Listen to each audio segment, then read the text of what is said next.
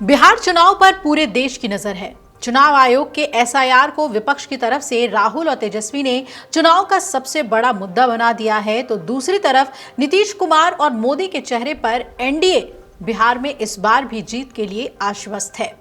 लेकिन दोनों दलों को अभी सबसे बड़ी परीक्षा पास करनी है।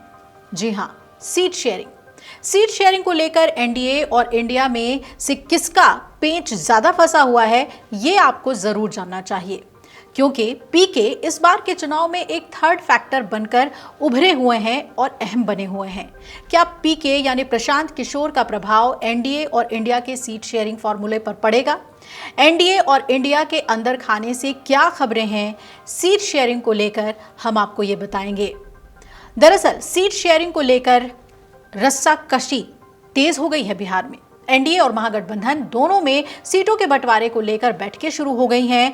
एनडीए गठबंधन में जहां चिराग पासवान, जीतन राम मांझी और उपेंद्र कुशवाहा की मांगों के कारण बातचीत चुनौतीपूर्ण बनी हुई है, तो वहीं विपक्षी खेमे में दो और दल शामिल हो गए हैं।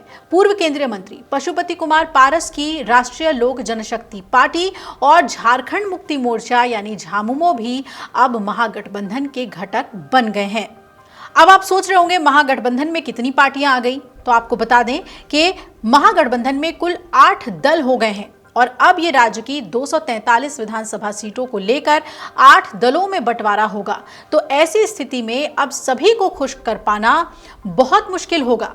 राजद के साथ कांग्रेस, विकासशील इंसान पार्टी यानी कि वीआईपी, भाकपा, माकपा और भाकपा माले पहले से ही महागठबंधन में थे। वोटर अधिकार यात्रा में ये लोग साथ साथ नजर आए हैं राहुल गांधी के। अब महागठबंधन में भी सीटों के बंटवारे को लेकर पेंच फंसना तय है। पहले से ही कांग्रेस और भाकपा माले ज्यादा सीटों की मांग कर रहे हैं बिहार में। और झामुमो की बात करें तो झारखंड मुक्ति मोर्चा के साथ रालोजपा को राजद अपने हिस्से से सम्मानजनक सीटें देगा, तो तेजस्वी को राहुल को खुश करना भी बहुत बड़ी चुनौती होगी। शनिवार को तेजस्वी यादव के सरकारी आवास पर एक बैठक हुई और इसमें कांग्रेस के बिहार प्रभारी कृष्णा अल्लावरू, प्रदेश अध्यक्ष राजेश राम के साथ वीआईपी के संस्थापक मुकेश सहनी की उपस्थिति रही। चर्चा अब यह भी है कि झामुमो को चकाई, कटोरिया सहित 4 से 6 सीटें मिल सकती हैं, जो कि झारखंड से सटी हुई सीटें हैं, जिस पर जेएमएम का प्रभाव कहा जाता है। हालांकि उसकी दावेदारी 12 सीटों की है। अब अलौली सहित रालोजपा को 2 से 3 सीटें मिलेंगी। ये आधा दर्जन की अपेक्षा पाले हुए हैं। और वही वीआईपी के अध्यक्ष मुकेश सहनी की बात करें तो वो तो बार बार ये बयान दे रहे हैं कि बिहार में महागठबंधन में सब कुछ सही चल रहा है। सीट शेयरिंग को लेकर सहनी ने कहा कि सीटों को लेकर कोई विवाद नहीं है और पार्टी तेजस्वी यादव के नेतृत्व में चुनाव लड़ेगी।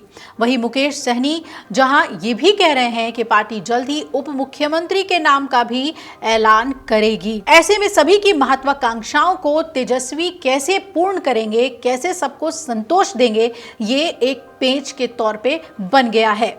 एनडीए की बात कर लेते हैं तो एनडीए में भी पेंच फंसना तय है। एनडीए गठबंधन में सीट शेयरिंग को लेकर काफी गहमागहमी है। चिराग की बगावत और बार बार मांझी का चिराग पर हमला काफी कुछ संकेत दे रहा है। चिराग की पार्टी इस बार चुनाव में 40 से ज्यादा सीटों पर दावेदारी को लेकर अड़ी हुई है। वहीं मांझी को भी इस बार चुनाव में कम से कम 20 सीटों के लिए दावेदारी उनके तरफ से पेश की गई है। अब बात कर लेते हैं उस थर्ड फैक्टर की जो सीट शेयरिंग को पेचीदा बना रहा है। जी हां, पीके यानी कि प्रशांत किशोर पर सबकी नजर है। सियासी जानकार ये मान रहे हैं कि इस बार के बिहार विधानसभा में चुनाव में सीट शेयरिंग को लेकर महागठबंधन और एनडीए दोनों परेशान रहेंगे, इसकी पूरी संभावना है। वहीं जनसुराज के संस्थापक प्रशांत किशोर किस ओर अपना पाला मोड़ते हैं, इस पर भी सबकी नजर है। वहीं राजद से निष्कासित तेज प्रताप यादव भी मैदान में हुंकार भर रहे हैं। अगर आखिर तक उन्हें नहीं मनाया गया तो वो भी महागठबंधन को चोट पहुंचा सकते हैं। कुल मिलाकर पीके बहुत सारी सीटों पर भारी वोट काटने का काम कर सकते हैं या फिर उन्हें उम्मीद है कि उन सीटों पर वो जीत भी सकते हैं।